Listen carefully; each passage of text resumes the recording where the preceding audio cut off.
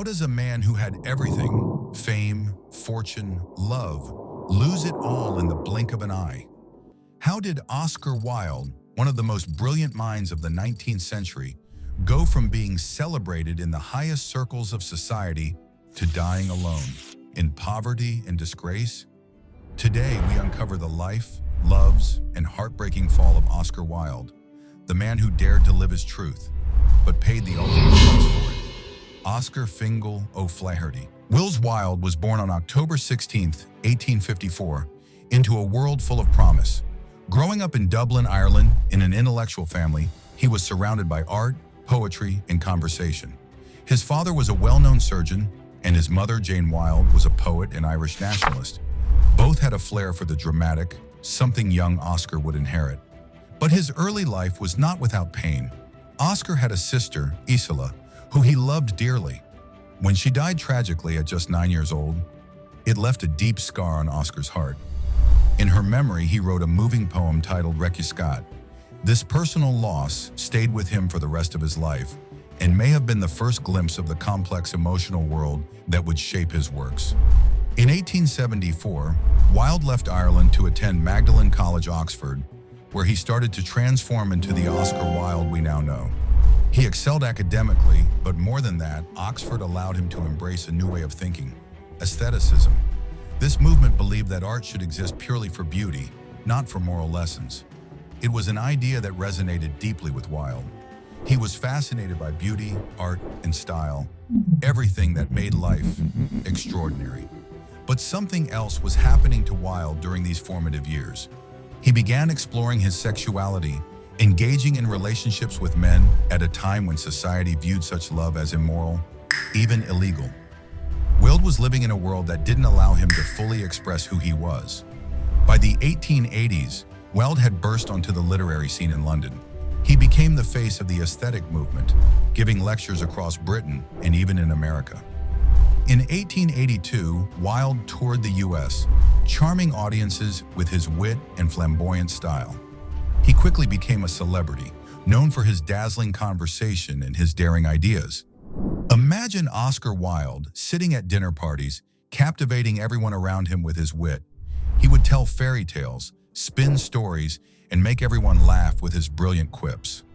One of his most famous sayings, "I can resist everything except temptation." His personality was magnetic. People were drawn to him.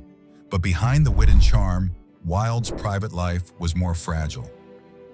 In 1884, Wilde married Constance Lloyd, and they had 2 sons together.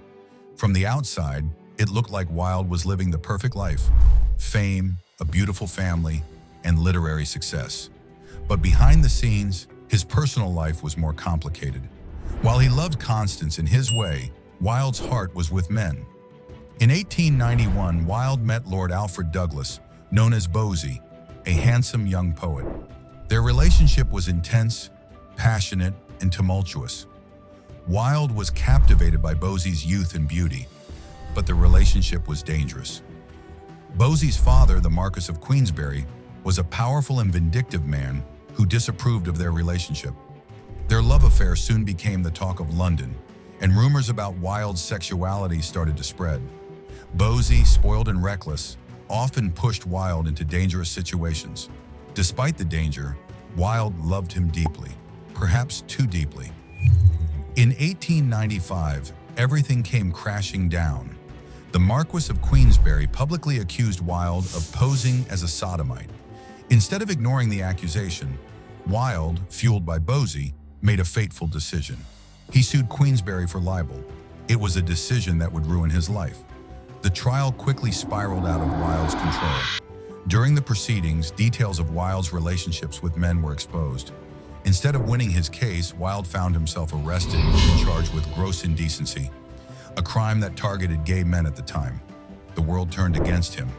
On May 25, 1895, Oscar Wilde was convicted and sentenced to 2 years of hard labor in prison. He had gone from being the darling of society to a criminal, disgraced and abandoned. The conditions in prison were brutal.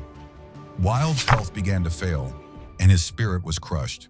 His wife, Constance, who had once supported him, changed her and their children's surname to protect them from the scandal.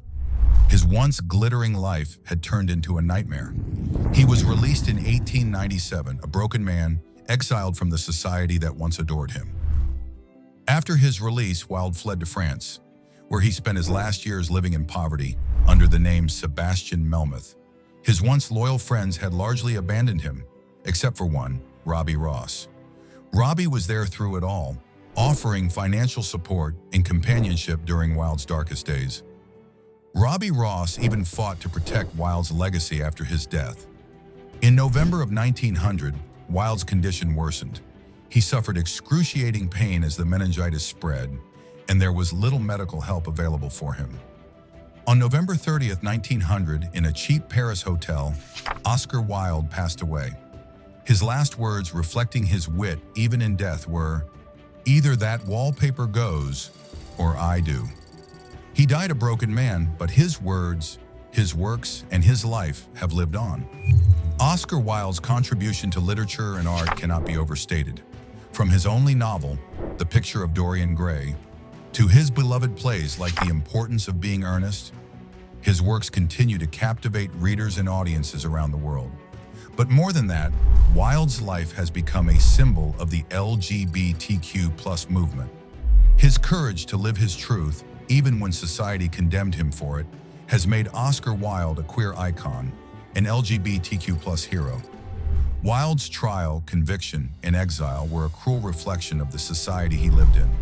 But today, his life stands as a reminder of the cost of repression and the power of love. He once wrote, "The truth is rarely pure and never simple," and Wilde's life was anything but simple. On his tombstone, a quote from his poem, The Ballad of Reading Gaol, reads, "And alien tears will fill for him pity's long broken urn, for his mourners will be outcast men, and outcasts always mourn." Today, Wilde is no longer an outcast, but celebrated for his brilliance, his wit, and his courage. His life, though tragic, continues to inspire. Thank you for joining us on this journey through the life of Oscar Wilde. If this story moved you, don't forget to like, share, and subscribe for more deep dives into the lives of iconic figures who shaped history. What's your favorite Oscar Wilde quote? Let us know in the comments below.